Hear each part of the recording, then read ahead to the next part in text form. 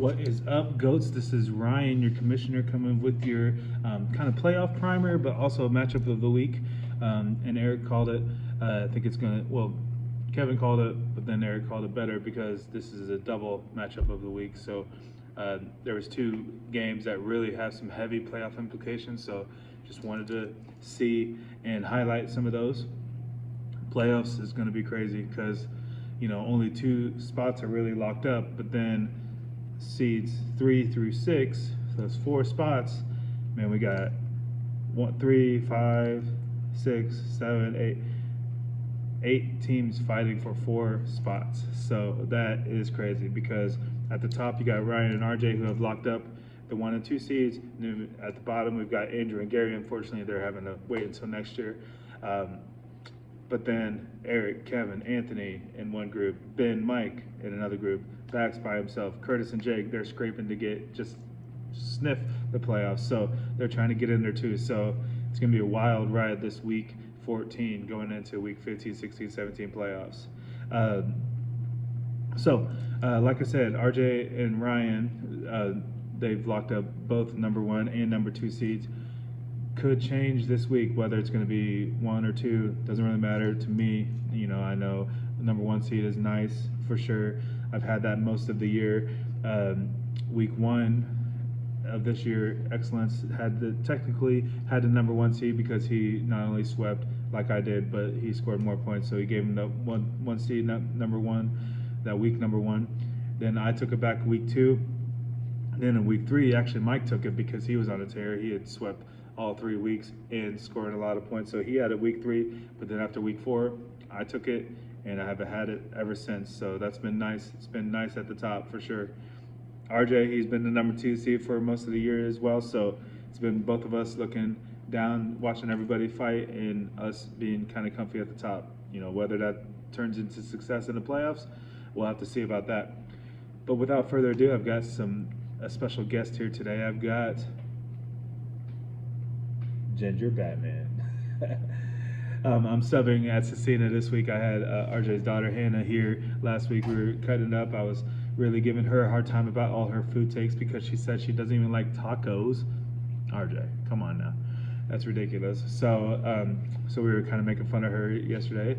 17 days till Christmas, so that's amazing. Anyways, back on track. Other than that, like I said, weeks 3 through 6 could be, like I said, 14 wins. We have Eric, Kevin, and Anthony. Anthony's got that inside track because, as I figured out yesterday, those wins, the head-to-head wins, are going to hold a little bit more weight than the points. So Anthony's got 8 of his 14 wins are head-to-head wins. So that's going to help him out with tie-breaking scenarios. So him, Kevin, and Eric are all 14 and 12. Right below him is Ben and Mike, both at 13 and 13. Mike's got that inside track just by a hair, 1 win. He's got a head-to-head win advantage against Ben. So he's got 7, Ben has 6. Then down below that is Baxter with 12 and 14. He has 6 head-to-head wins. And then, like I said, the guys that are really trying to need some things to happen, both at 11 and 15, are Curtis and Jake. Jake has 7 head-to-head wins, so that could be a nice tiebreaker against Curtis if need be. So, Andrew and Gary, again, appreciate you guys playing this year, but, you know, the playoffs, they're trying to play a spoiler. Gary's playing RJ, who can actually get that number 1 seed from me because he has 2 wins ahead of me, 2 head-to-head wins against him. He's got 11 of his 20 wins are head-to-head wins, and 9 of my 21 wins are head-to-head. So he would definitely have a tiebreaker. So I need to not let him make up 2 wins, or really just 1 win. If RJ, if he ties with me, then he's going to jump ahead of me with that head-to-head advantage that he has. So 3 through 6 is going to be a crazy, crazy fight. Again, Curtis and Jake need some help.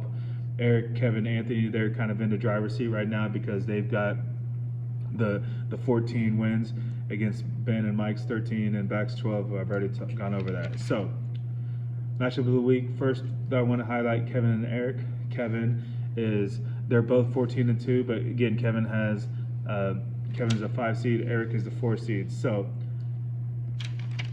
And I know that's different than what's on the actual site, but again, I'm not going to tweak up the standings until we have to next week, if need be, with the higher head-to-head wins. So we'll do that. So even though Yahoo says that Eric is a 3 seed, he's technically a 4 seed because of Anthony's 8 head-to-head wins beating out Eric's 6. So we'll go through that.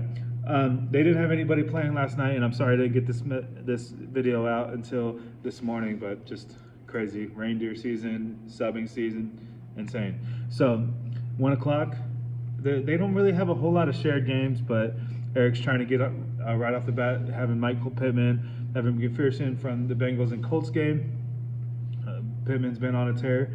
He's going to try to keep it up at that 1 o'clock time with Puka trying to score against the Ravens as with the Rams. He's got Elijah Moore in the Browns-Jaguars game. In that same game, Kevin has Evan Ingram, so Browns-Jaguars will be paid attention to by both of them. Kevin's got the lone Texan, Nico Collins, who's been doing great this year, so he's Texans are trying to beat up the Jets, so we'll see how that goes without Tank Dell. Panthers-Saints, Eric has Chuba Hubbard and the Saints defense, so it's a couple guys going in that game. Lions Bears, Kevin's got the Lions D and Jameer Gibbs, sorry about that. 49ers Seahawks, Kevin's got a lot of stake in that game. He's got Brock Purdy throwing, then he's got Jake Moody and Ken Walker for that game, and then in the same game, Eric has Tyler Lockett trying to score a lot for that, trying to get some points like DK did last week. So we'll see about that. Chiefs Bills going to be huge for them because Eric's got that stack of Josh Allen and Dalton Kincaid, and then Kevin's got James Cook. So we'll see about that. Vikings, and this is, I'm sorry, we jumped into the 4 o'clock with our West Coast teams right there. So Vikings Raiders at 4 o'clock time frame. Eric's got Alexander Madison and Kevin, week that he's been waiting for with Justin Jefferson coming back. Hopefully going to do the gritty on Raiders. But side note with the gritty, super played out now because, you know, when Justin Jefferson and other players would do it, it was pretty cool. But like now, with like elementary kids doing it, teachers doing it, principals doing it, if he does it, I just would think that is a little too rough. Like I said, a little played out. So he's got to either switch it up a whole lot or find something else to bring out. And because anything that he does is going to be cool anyways, as we know. So sorry about the lights right there. The motion sensor. So in Vikings Raiders game, so Kevin's got a couple of hard hitters with Devontae Adams and Justin Jefferson. So we'll see about that. Going into Sunday night game, Eric's got Tony Pollard. Then Monday night game, Kevin's got Nuke. So we'll see who is going to be getting that playoff spot. A win from either of these teams pretty much guarantees a playoff spot. I would guess. Again, I kind of broke it down in Discord yesterday, but I don't see how one of these teams beats the other one and then misses the playoffs. So we'll see about that. Next game is going to be Ben versus Baxter. That's the other matchup of the week. Ben has that 6 seed on Yahoo, but technically he's the 7 seed and Baxter is that 8 seed either way. Last night we saw that Deontay Johnson got Ben off to a good start, 15.7, not bad at all. That touchdown, was good for Ben, and I know that he's super pumped about that because Ben doesn't feel right for him not to make the playoffs, so we'll see about that. Bucks-Falcons game is going to be huge for Baxter and Ben because Ben has Chris Godwin and Cade Otton, and Baxter has Mike Evans, Drake London, and Bijan Robinson. So Ben's going to be watching that game. Hopefully his players do well and the other guys miss out on doing well. Bengals-Colts game, like I said, Ben's got Jamar Chase, so huge for that.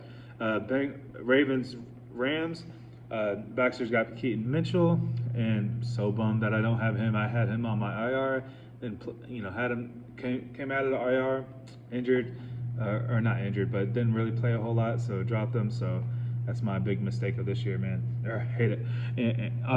So Lions-Bears, Baxter fresh off the waiver wires got Cole Kmet outbidding Ben, so adds to the drama there. Chiefs-Bills game. Ben's got his nice Charger stack with Justin Herbert and Keenan Allen. That's not Chiefs-Bills at all. That's Chargers-Broncos. I'm so sorry about that. So Chargers-Broncos, Ben's got his stack of Justin Herbert and Keenan Allen. Chiefs-Bills, Ben's got Khalil Shakir And then Baxter's got Pat Mahomes, Gabe Davis, and Isaiah Pacheco. So a couple Chiefs and a Bill right there. Seahawks 49ers. Ben's got that CMC. Man, again, traded him away in the keeper league to RJ because I thought it was going to be over, but CMC is balling out this year. So huge on that. And then combating CMC is just funny. Jason Myers. So for Baxter. So Vikings Raiders. Bax has Jacoby Myers. So Bax leading the league in Jay Myers or players right there. So that's good there. Going into the Dolphins Titans game, Bax has got the Miami defense, and Ben's got King Henry and Jason Sanders. In the other Monday night game, Ben's got the Packers defense. So both defenses going head to head in different games against each other. So long video. Appreciate you guys watching. Appreciate the patience. Merry Christmas. We're going to have a great time going into the holidays, and I really appreciate you guys. Thanks for watching, and make sure you comment and everything. Appreciate you guys.